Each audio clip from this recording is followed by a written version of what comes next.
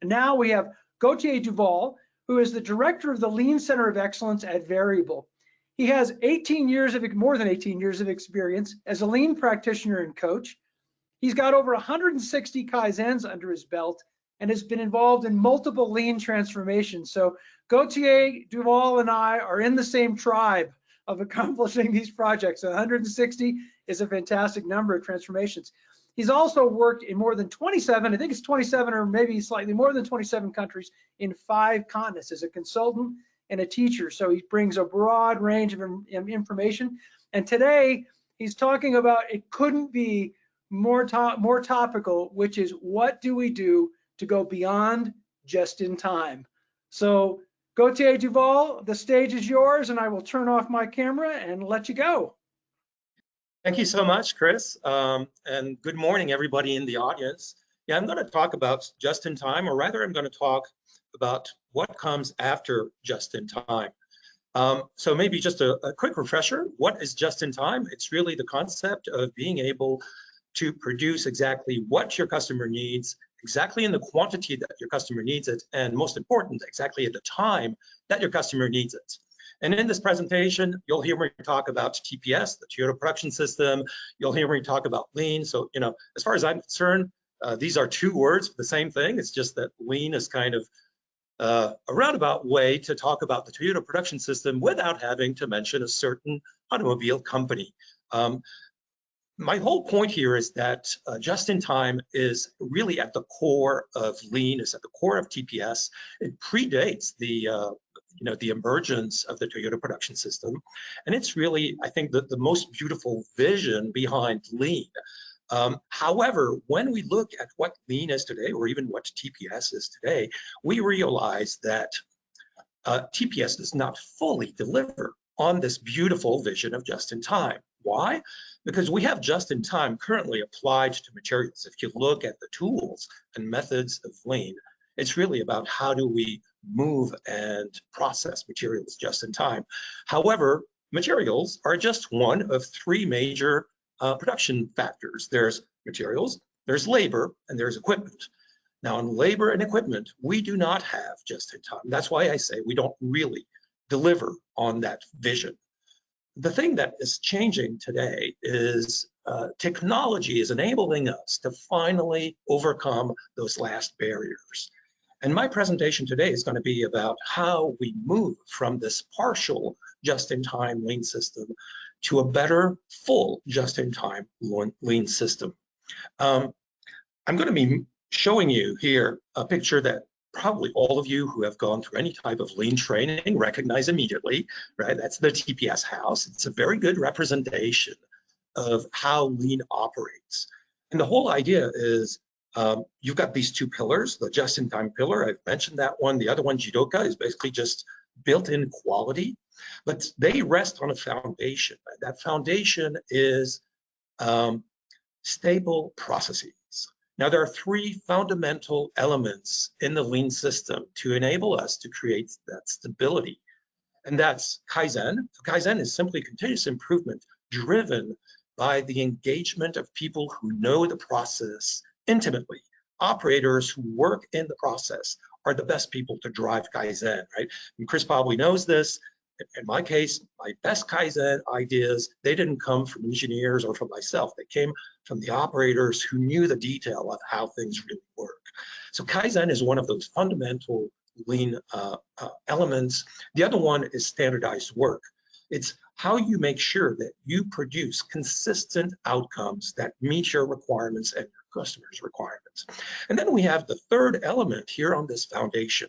Heijunka was just the Japanese word for production leveling. Now, my whole point here is that that element should not actually be considered as a core element of lean. In my perspective, actually, production leveling is kind of anti-lean. Production leveling increases inventories. Lean is more about doing things that enable you to reduce inventories. So does it belong? It belongs in the system today, but it's really not to be mistaken for a lean principle. It is not a lean core principle. It is just a workaround to making lean work in the current rigid systems that we operate in. And that really is, this slide kind of summarizes what I'm going to be talking about today, right? So it's not a core principle and it needs to disappear. Now, how do we make it disappear? I mentioned earlier, and I'm going to go into this in greater detail later, the technological conditions have changed and will enable us to apply just in time to all factors of production. But we all know, technological drivers are not enough to make things change. There is motivation that we have to look at. And in this slide, I'm just going to cover a few of the challenges that I think are going to drive businesses toward this full attainment of the lean ideal. So on the one hand, you have some ongoing permanent challenges. Nothing surprising here, this relentless pressure to reduce costs, the acute competition coming from low-cost countries, the difficulty to get skilled labor, and all of this leads really to outcomes that we need to improve on. Labor utilization, labor productivity is not what it could be.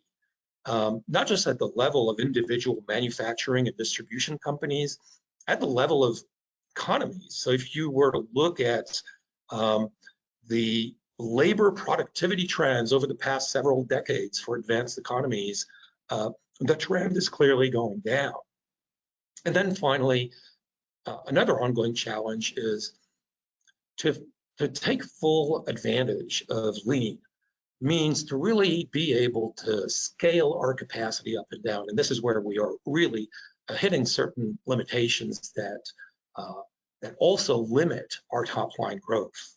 So in addition to these ongoing challenges, I believe that businesses are also going to be driven by some emerging challenges. Geopolitical uncertainty, well, I don't think today I need to spend too much time on that one. Changing workforce demographics. It's not just the difficulty to find skilled labor. It's not just the aging of the workforce, which, if you're in manufacturing and distribution, these are physical jobs. And so the aging of the workforce does have a real impact. I think it is really more about the lack of engagement or the loss of engagement of workforce. And I'm talking here in particular about shop floor workforce in these industries. If we're not able to truly engage the workforce, then we basically are left with what we're feeling today in the crisis of turnover rates and churn of our labor workforce. And to address this challenge means to address really the root cause of why people are disengaged and dissatisfied in the workspace. And then finally, customer demand.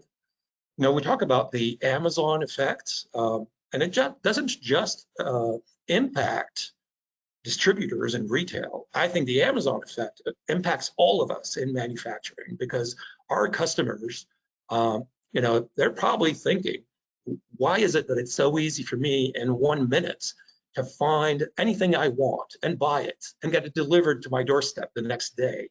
Why can't you guys, my suppliers, do something similar?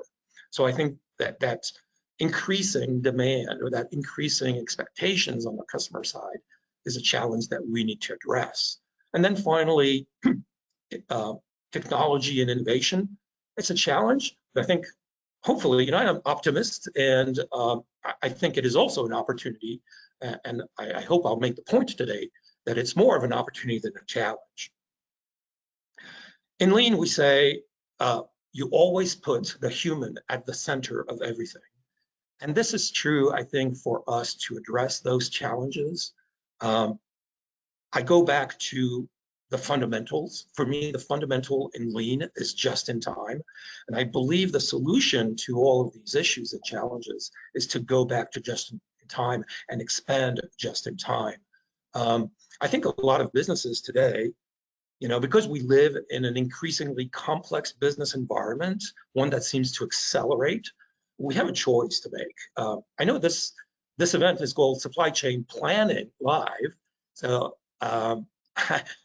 I may offend some people on the call, I don't know. But I think that in a very volatile environment, it is going to become more important for businesses to put their efforts and resources on increasing flexibility rather than on improving the quality of planning.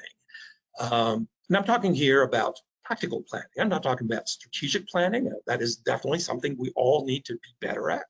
But I think tactical planning is going to lose out to ways to improve the flexibility of the business, and that really is what Lean is about, right? If I had to summarize Lean in one word, it would be flexibility. So on the business side, why do we start with labor? Because that's the easiest next factor of production to move into the just-in-time model. So on the top picture there on your screen, you see fixed labor with varying demand. And this is true whether you are a lean business that operates with production leveling. I'll take the example of Toyota, right? Since we're talking about Toyota production system. What does Toyota do? They know that they need to adapt their capacity to demand, but they also know that they have certain limitations. So they say, well, we'll adapt our crewing on a monthly basis. Therefore, our leveling period is 1 month ahead, right? Toyota changes their leveling once a month. So they make a forecast. How many vehicles are we going to sell next month? Divide that number by the number of work days next month, and you have a leveled daily schedule, and you fit your capacity and your production to that.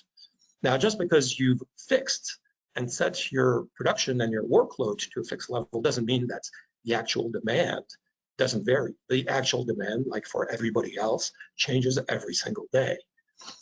Automobile manufacturers buffer the difference between their production leveling and the actual varying demand of customers by having a lot of inventory, or rather their dealers have all of the inventory. So you see here that leveling is always at the cost of inventory.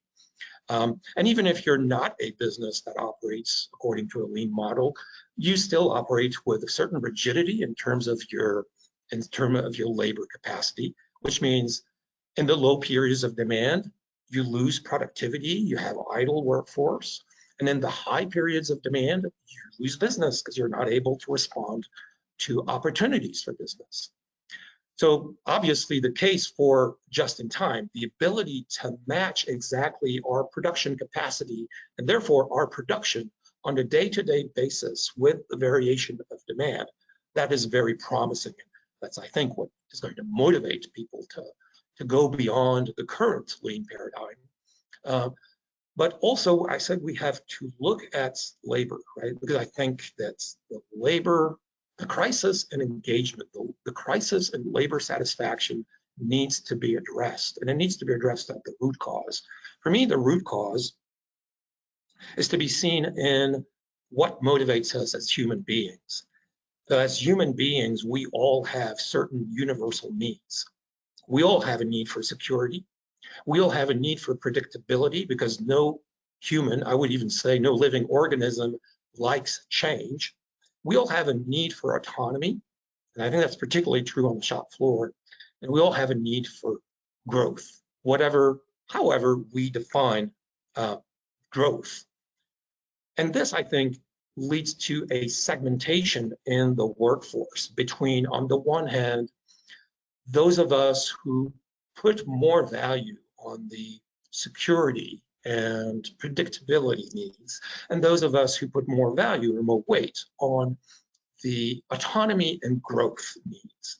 And I think as you have this segmentation, in today's workspace, the key reason why I think we have high turnover and dissatisfaction is that both of these segments are unhappy in the current workspace. If you look at those who are more security focused, it doesn't matter whether they work in a large multinational companies. It doesn't even matter whether this company has in its mission statement lofty goals of people are our greatest assets, right? I've talked many times with people on the shop floor. This phrase, people are our greatest assets, is toxic on the shop floor. It's a joke. And that tells us something very important. It tells us that truly we are not meeting the needs of that segment of the workforce that is looking for security. We are not meeting the needs of those who are looking for autonomy and growth either. If you are a shop floor operator, your degree of autonomy is very, very restricted. And it is not just linked to COVID-19. I remember talking to people 5-6 years ago, and they were telling me, I haven't had a vacation in a year. I have to go and work every weekend because we don't have enough people. So there is no autonomy. There is also no growth. It used to be that, working in industry, working in factory was a gateway to the middle class. This is not true anymore. So there is a real dissatisfaction here. Now, how would just-in-time labor address those? Well, I think it would address it, and it would address both the business challenge and the human challenge when we really take the consequences of being able to flex our labor up and down on a daily basis to meet demand. What does it mean? It means that we have to structure our workspace differently. We have to structure a workspace which corresponds on the bottom diagram to the segment of your workload that is below the lowest trough of your variable demand. That's your truly permanent workforce. Your permanent employees are there. And because they're in that protected segment of the workload, of the variation, you can truly guarantee job security to that part of the workforce. So these are your permanent employees. Everything else, that's your variable workforce. And that's not, it is not a temp agency that provides the kind of flexibility that you need, because we're talking here about flexibility on a day-to-day basis. So we at Variable, what we do is we're a marketplace. We're a digital marketplace. We basically put in contact businesses on the one hand who have punctual labor needs with a workforce on the other hand, which for whatever reason is not full-time employed, but looks for work. They just look for work on their own terms. They look for work when and where it suits them. And we put these two pieces in contact, and that's how we get on-demand labor with a very high degree of flexibility. Now that workforce, that on-demand workforce, that's going to attract the people who want autonomy and growth. And we need to structure the workspace to make that possible. How do we do that? Well, I'm going to go to that specific question later on. But for now, I want to, having kind of given you the context, I want to explain why I think the time for change has come, why the timing is ripe. It has to do with technology. It has to do with innovation. It has to do with the fact that we now have digital marketplaces that drastically lower transaction costs. And I'm going to relate this to a very influential article written a long time ago, so 1937. Ronald Coase wrote a very influential article called The Nature of the Firm. Coase was trying to answer the following question: why is it that companies take the shape and size that they have today? Why is it that companies, for instance, decide to acquire adjacent businesses in their value stream, whether downstream customers or upstream suppliers, rather than transact with these businesses on the open market? And Coase said the driver of this, it's an arbitrage decision really based on the cost of transaction. So you're comparing the cost of acquiring and managing business resources on the markets with the cost of acquiring these resources and managing them within your firm. I think now with digital marketplaces, with innovation that we are starting to see in business, the parameters of that equation have changed, and they have changed so that now, whatever business resource you are looking for, there is an on-demand solution out there. So if you're looking for labor, Variable is a solution that provides on-demand labor. If you're looking for transportation, there are companies like Rody or Easer that basically put in contact owners of transportation assets that have idle capacity with businesses that are looking short-term for a transportation asset. Same thing for warehousing, or manufacturing, for creating products, or for equipment. And so I think the conditions are ripe from a technology perspective to enable what I call full just-in-time. So full just-in-time really means being able to scale all of the factors of production to meet the variation of actual demand. And this, you know, in this condition, there are a number of consequences that I think are going to emerge. The first consequence is that businesses are going to have to become much more competent at creating and adapting very quickly standardized work. So we all know standardized work is a very valuable tool. It is a foundation. If you remember the TPS house that I showed, it's a foundation. It's a key lean principle. But as you have a variable on-demand workforce that comes to work for you, that becomes even more important, not just to get them up to speed very quickly, but because standardized work is driving your ability to do Kaizen, to do continuous improvement. Second consequence, these two segments that I mentioned, the permanent employee segment and the nomadic worker, the on-demand worker segment, they're going to become more specialized. They need to be specialized, and we need to specialize the way we work with them to meet the needs. And it goes again to why people are not engaged, why people are not satisfied at work. It's because we're not meeting their needs. We need to understand what they need, and we need to provide that to them. And I believe that especially on the on-demand side, there are plenty of opportunities to meet those needs. So I mentioned earlier that I believe that production leveling is a false friend. It doesn't belong really in lean. It is it is kind of an unquestioned element, but we need to question it. And when we question it, then we realize it doesn't belong. But I do want to really explain clearly some terminology here. So when I refer to production leveling, I'm referring to the fact that our capacity is being basically fixed. So we fix it for a leveling period, which might be a month, it might be 2 months, it might be 2 weeks, but we're basically setting a leveling period, and within that period, we are setting capacity and production to a fixed level. So that is one aspect. I don't want people to misunderstand. Under production leveling, under Heijunka, there are plenty of very, very important and valuable tools. And those tools should by no means be eliminated. What am I referring to? I'm referring to changeover reduction through SMED. I'm talking about milk runs. I'm talking about using smaller container size, but replaced more frequently. I'm talking about Heijunka boxes.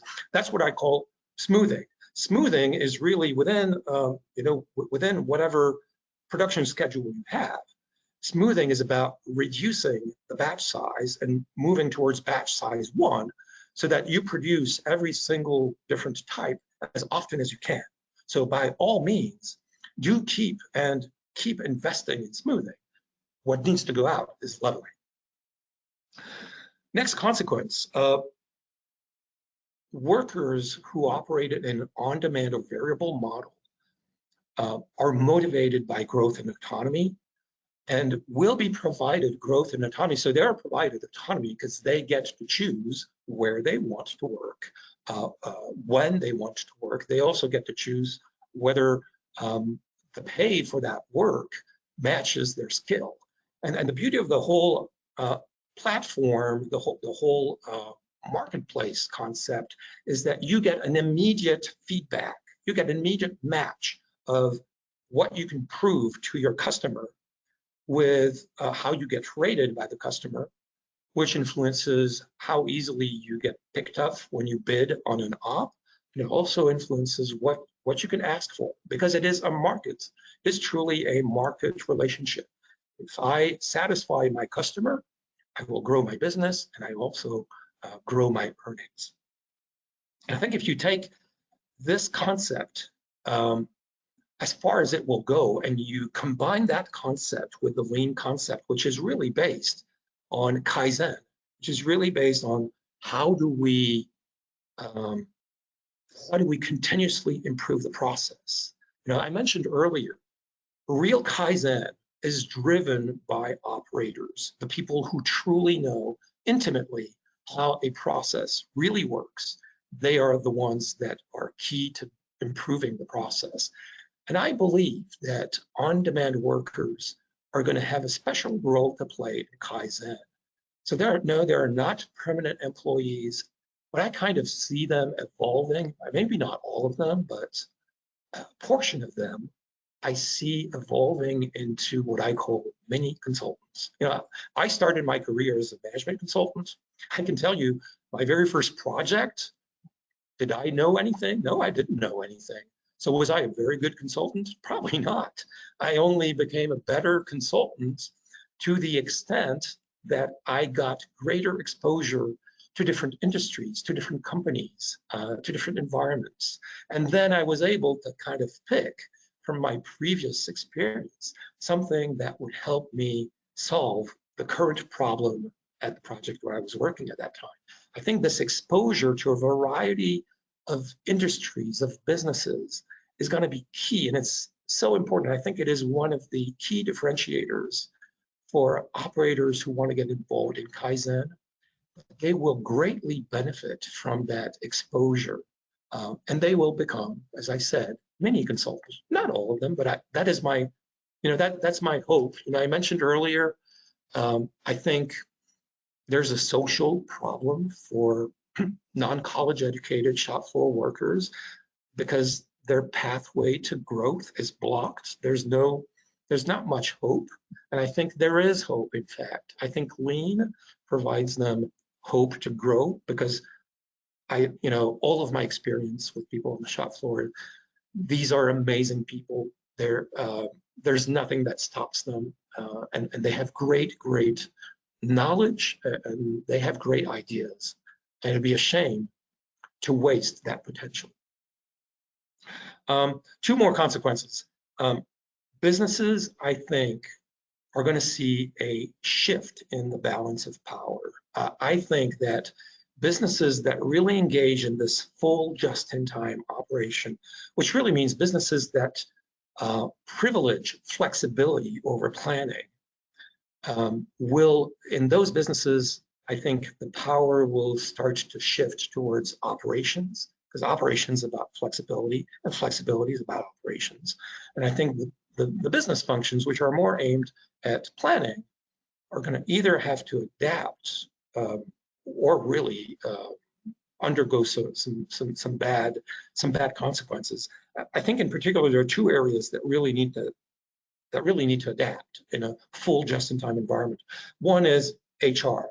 HR today, if you talk to your HR representatives, you're talking to a person who has a really bad life, very stressful right now to deal with the consequences of churn and turnover. And so much of HR resources today are being sucked into talent acquisition and onboarding and offboarding to the detriment of more value-added activities. I think that will change necessarily. I think also on the finance side, the whole FP&A, the whole budgeting function needs to change to the extent that we're now enabling businesses to become much more flexible. Does it really make sense to be constrained by a rigid budget to such an extent that today, I think a lot of operations managers have kind of learned that unless it's a really big opportunity, unplanned or unexpected opportunity today, if they're too small, basically gets put under the rug simply because nobody is feeling that it's justifiable to re-budget or re-plan to accommodate a so-called small opportunity. But I think small opportunities add up to really big ones. And this leads me to another thing that might change. So I don't know about you. I know in the past several years, I've been hearing more and more about 80-20. It seems to be something that is really has wind in its sail. But I think that is another thing that might change in a full just-in-time environment. Does it really make sense in such an environment to kind of say, well, we have our 20% good customers, and then we have the customers that we don't really like too much. We don't think they contribute a lot. I don't think that's the right way to think about it. I think it is very mechanistic in my sense. I'm not saying it doesn't work. Maybe it works once, but I think in a really flexible work environment, we need to rethink that as well, because there is no small opportunity. Every opportunity is good as long as it's profitable. And then the last thing I think will change is when we start to expand this concept to production equipment. I used to hate seeing any kind of KPI that dealt with machine utilization because I thought it drove the bad behaviors.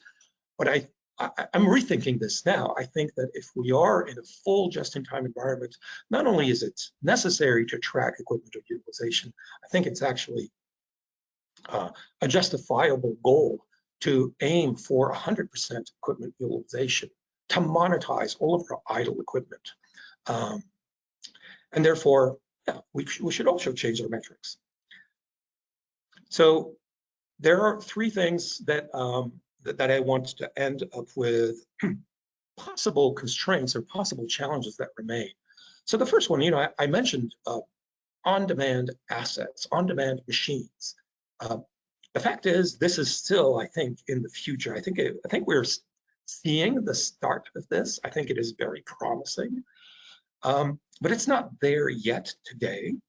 But I think the solution is existing today. The solution is there today, and the solution is an intensification of the marketplaces that connect businesses, a linkage to on-demand labor, because you are basically using somebody else's machine in somebody else's facility, and you need to also have a way to guarantee to trust the asset. So how do I know that this machine is reliable?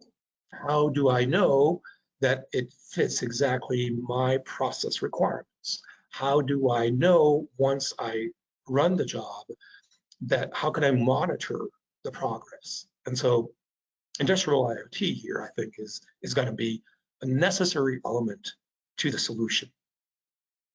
Another question that comes up is if everybody matches their capacity up and down to meet the demand that also goes up and down, is this not going to introduce excess volatility in the supply chain?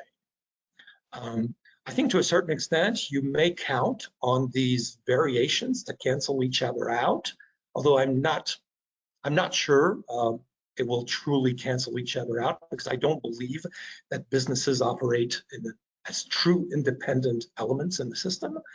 But in any event, my answer is that I think we have seen this before.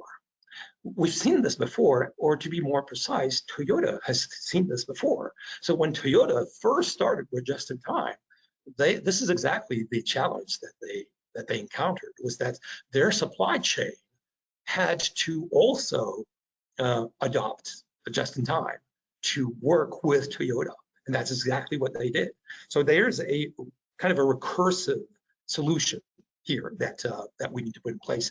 But again, at scale here, I believe it's going to take three things. It's going to take greater localization, because localization here is a driver of flexibility. I think it will, even more than today, drive the adoption of lean, again, for flexibility, because the answer to this volatility question is flexibility. And again, extension or refinement of marketplaces. And then the last challenge, or the last constraint, is, I think, the hardest one, really, to be honest, and it's about the mindset. So this move to being full just-in-time does require a certain mindset, just like a move to a lean enterprise requires a certain mindset. And it requires this mindset at every level of the organization. It requires it production supervisor, warehouse supervisor. It requires it at a level of area manager. It requires it obviously at the executive level. This is more than just knowledge. It is truly being able to fit my espoused value with my actual behavior. And therefore, coaching, and for me, lean coaching always happens on the Gemba, because the Gemba is where the coachee can really get the immediate cognitive dissonance between what they know they should be doing and what they're actually doing. And the role of the coach is simply to hold a mirror to this and drive the change in behavior. So in summary, and this is my last slide. In summary, what is the supply chain going to look like in the future? Our strong belief at Variable is that flexibility is going to become ever more important.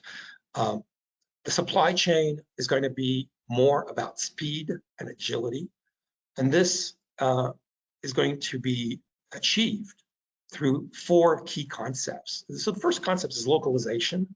When we think about these B2B marketplaces, they are local marketplaces. So localization is going to become even more important. The second concept is mass customization. And I mentioned earlier, customers, industrial customers require ever greater customization of the product because they just don't want to pay for features they don't need, right? They are subjected to cost pressures just like we are. So mass customization, being able to continually reduce costs while producing ever greater variety of goods. And to do so, then number 3, in an asset-light manner. So the whole idea here is we do not need to own a business resource in order to profit from that business resource. And the whole idea of scalability, of being able to jump on unexpected opportunities is going to be based on this asset-light concept. And then the last concept, real-time agility. It is, of course, about lean, but I think it is increasingly about digitalization. So that concludes my presentation for today. Back to you. Fantastic, Gauthier. If you can take your presentation off of showing the screen, it'll just show the 2 of us up there.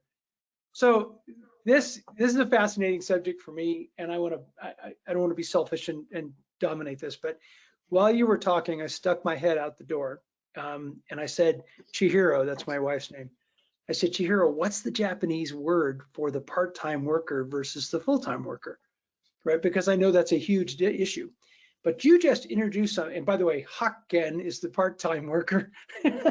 And in case anyone wants to absorb this, Seishin is the full-time worker and Hakken is the part-time worker. And there is, what I wanted to ask you about is, if I understand what your company does, which is incredibly important, it sounds like you're sort of standardizing a way to reach out to people that the Japanese have developed over 200 years of just historical behavior. It's a cultural behavior. You're a full-time employee, you're a Hakken. Those are the 2 different things, right? But the Hakken in Japan, I'm a Hakken machinist. I'm a Hakken rotary, operator. I'm a Hakken whatever. They already know what they do, right? So the question I have for you first is, this temporary market of employees, how do you know that those people, and you mentioned this, are good at what you want them to do? That's a very good question, Chris. I'm glad you asked it.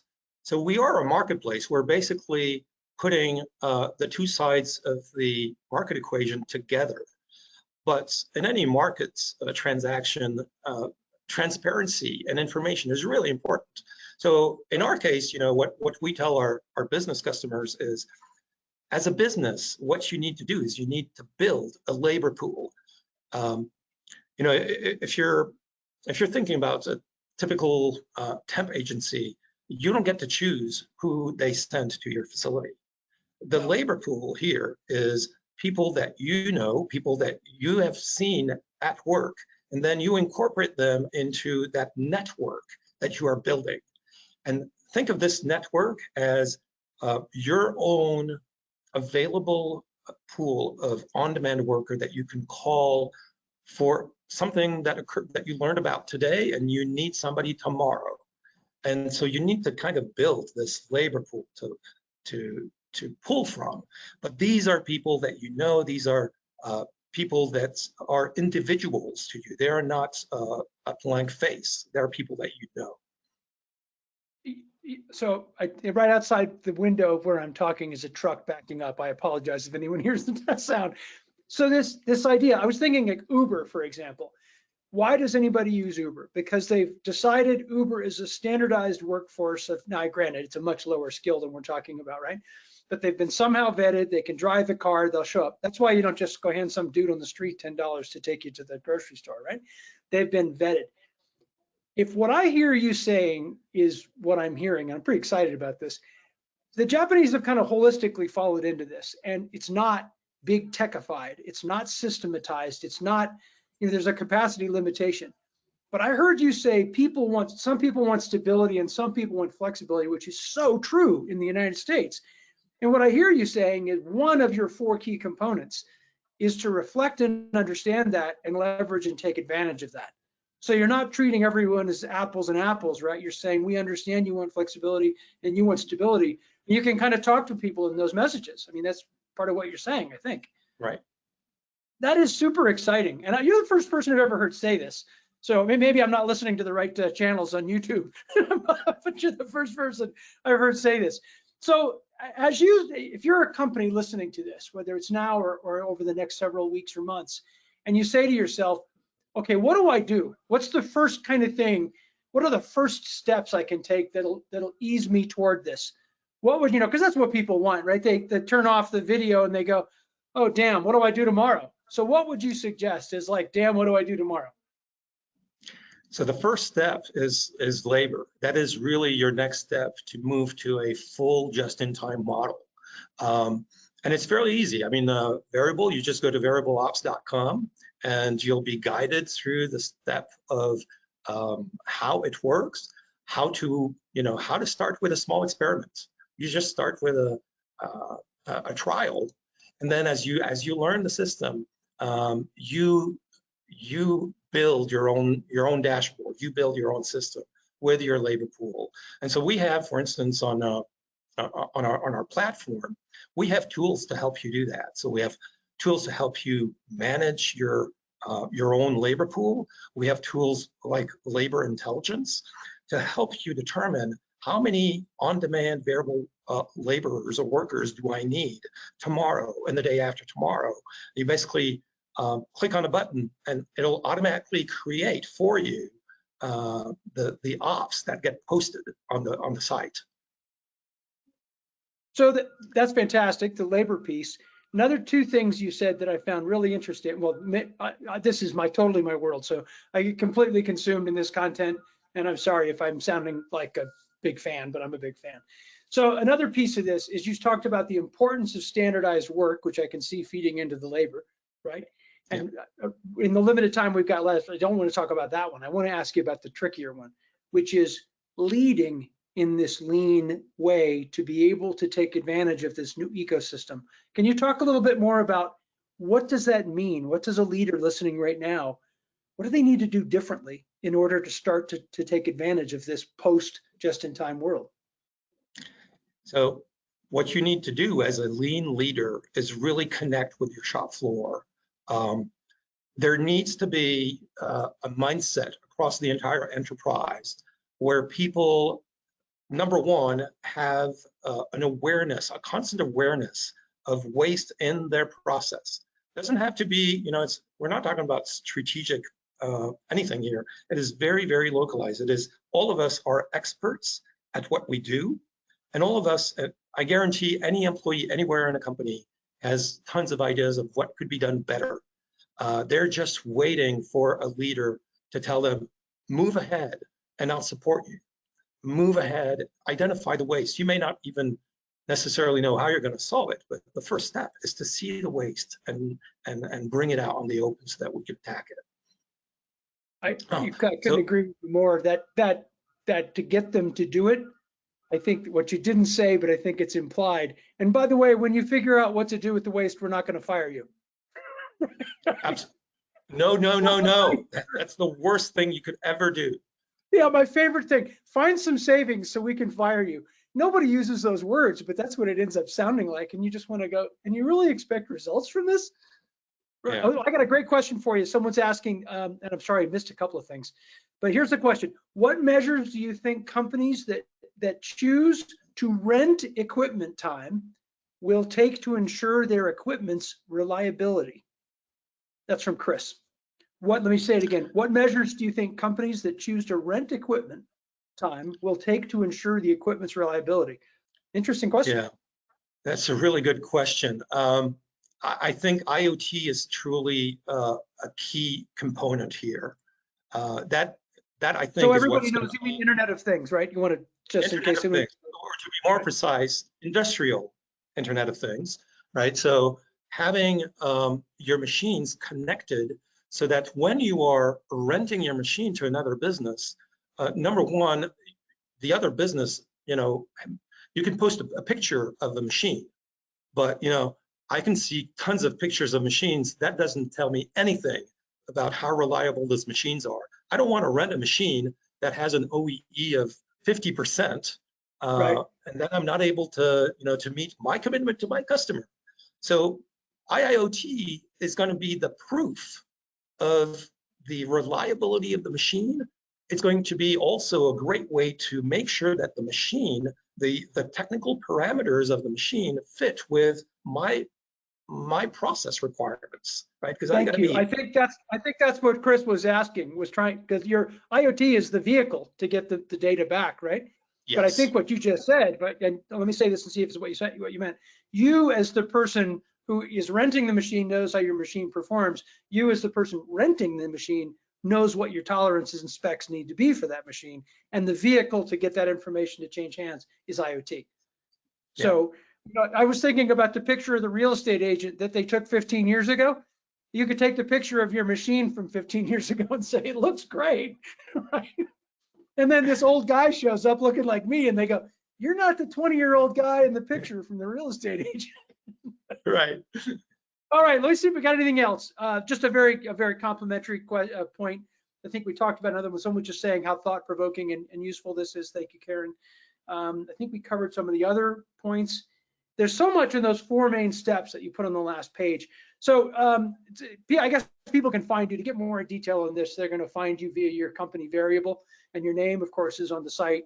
So I apologize to anybody listening in if you didn't get enough of your questions answered on this session. Obviously, you know where to go to find that information. And we've learned 2 Japanese words today, right? That's my only value contribution was hakken and seishin. Now we all know. One thing I got 1 minute left to go.